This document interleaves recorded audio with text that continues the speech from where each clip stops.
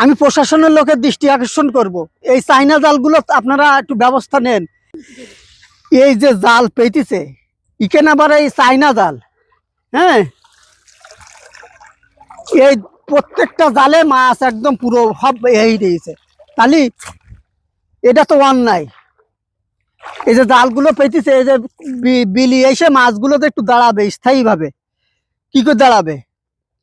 এই ছোট সব চারা মাছ, ঠিক আছে, একটু বড় হলে যে খাবে মেরে, তা সে লাইন নেই। এই চাইনা জাল তো দণ্ডনীয় অপরাধ। এই চাইনা জাল কিটা পেতেছে, জালের মালিক কই? এখানে জালের মালিক কই? এসব চাইনা জাল এখানে দেওয়া যাবে না। হ্যাঁ, এ তো দণ্ডনীয় অপরাধ। এই জাল পেতিস কি জন্য? আরে আল্লাহ, এখান থেকে নিয়ে ওই সোজা করে এই এই নর্দমাতে পানি যায়, আর এই পুরোটা ক্যাপচার করেছে। ওই পাশেও একটা চলেন, আমি দেখাচ্ছি আপনাদের। এই যে দেখেন,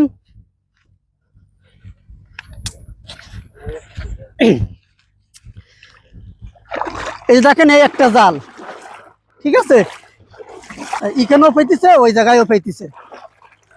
এই দেখেন, দেখছেন, সব মাছ একদম ভরাটের ভিতরে। তাহলে এই যে নদী বিলি যে একটু মাছ থাকবে, তার সে থাকার লাইন নেই, ঠিক আছে। একটু মেডিসিন সবাই খাবে, তার সেই লাইন নেই, ঠিক আছে। এ কি একা এই দুইজনের অধিকার? প্রত্যেকটা মানুষের জমি রয়েছে কেনে, এই দুইজন এই মাছের ভক্ষণ করছে কৃষির জন্য।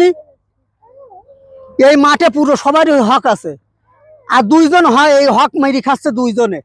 কৃষির জন্য এখান থেকে ওই পর্যন্ত চাইনা জাল দেবে, আবার এই পাশেও চাইনা জাল দিয়েছে, ঠিক আছে। এই চাইনা জাল ওখানে একটা দেশে, এখানে একটা দেশে, একটু দূরে দিলেও মানায়, আর একদম নর্দমার গা যেতে এই জাল পেতেছে, ঠিক আছে। এখন পানি জমাট হয়েছে, সব বিল হয়ে গেছে। তাহলে এইগুলো পুরো গ্রামব্যাপী লোক মাছ মেরি খাবে এখান থেকে। আর দুইজন এখানে চাইনা জাল পেতে এখানে দুই নর্দমার দুই মুখ বুক করে থুয়ে দিয়েছে। এটা তো দণ্ডনীয় অপরাধ, ঠিক আছে। সরকার থেকে এটা ব্যান করে দিয়েছে। আজমপুরীর মাঠ প্রত্যেকটা নর্দমার মুখী এই চাইনা জাল দিয়ে থুয়ে দিয়েছে। তাহলে কি এই দুইজনের হক এটা, না সবার হক?